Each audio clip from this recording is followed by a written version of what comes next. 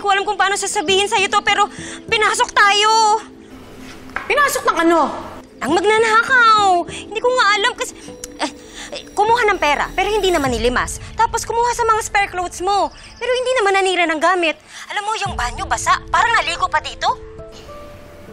Paano naman nakapasok yung kumag na yun?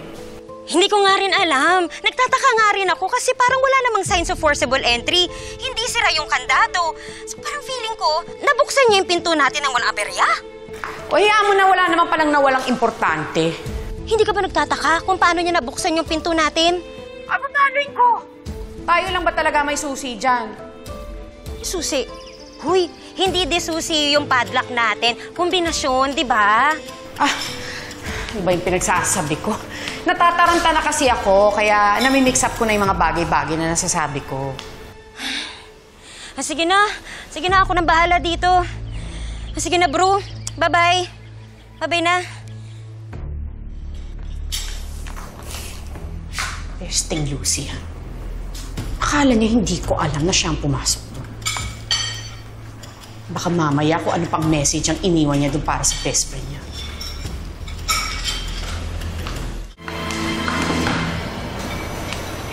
Oh! Pati mo pa inuubos yan. Ubusin mo na yan. Mommy, why are you shouting at me? Dati po, kapag hindi ko po nauubos yung food ko, sinusubuan niyo po ko. Alam mo, masyado ka ng spoiled, Cheska, ha?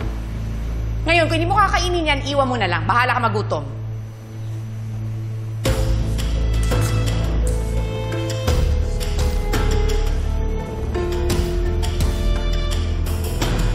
Isip na bata to. Pinahihirapan pa ako sa gustong luto ng itlog.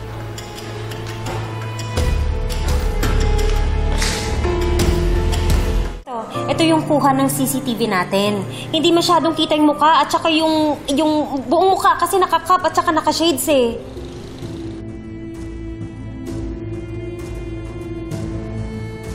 Si Farah nga yan, walang duda. Teka, paano ka naman nakakasiguro na si Farah yan? Love, nung pumunta siya dito kahapon, nakakap at shade siya. Ganyan na ganyan mismo ang itsura niya. Paano siya nakapasok sa center? Alam niya yung code sa padlock natin? Alam niya kung nasaan yung spare clothes mo na nasa drawer? Pati nga yung pantry, ni-raid. At pati yung kaha, kinuha na ng pera? Meron pa bang imposible kay Farah? Nakapatay nga siya ng tao, hindi ba? Yan pa ba? Hindi niya maiisipan ng paraan? Kriminal si Farah. Sisiw na lang sa kanya ang manloob, hindi ba? Pero teka muna, mag-iingat tayo. She's still at large. Joyce, yung mga susi at mga lock ninyo sa center, palitan nyo lahat yon. Alam ni Farah yun, baka balikan niya. Tama. Palitan mo na.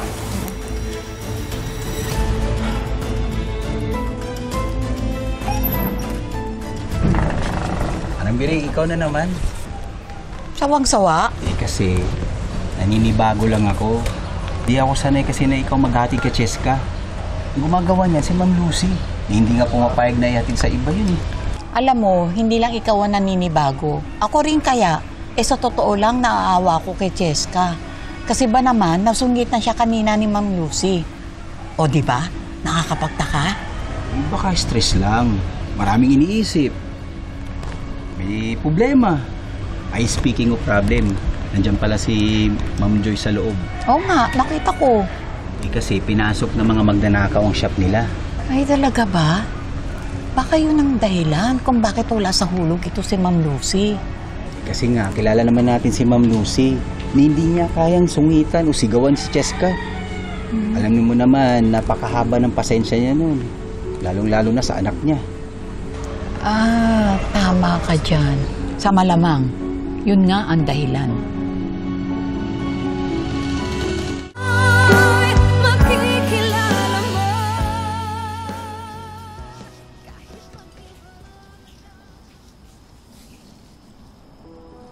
Hi, love.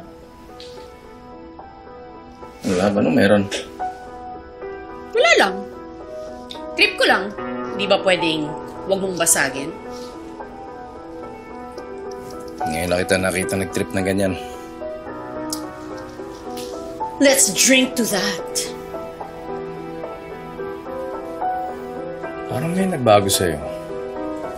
Parang iba ka magsalita. Ano ba? Pwede bang inumin mo na lang?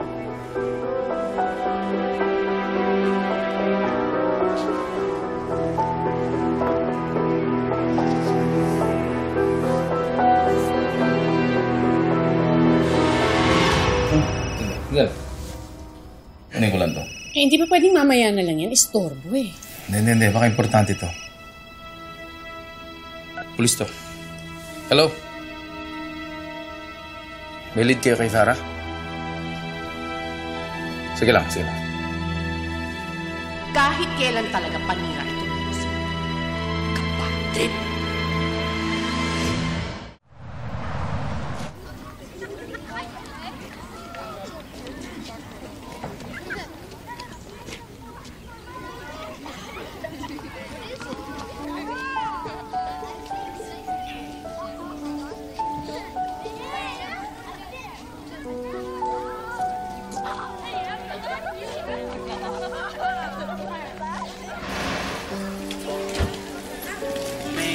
Okay, bye-bye.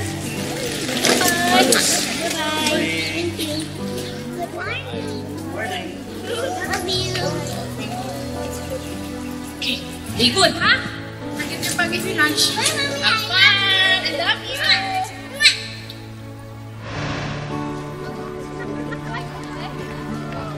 Sige na, Cheska, pasok ka na.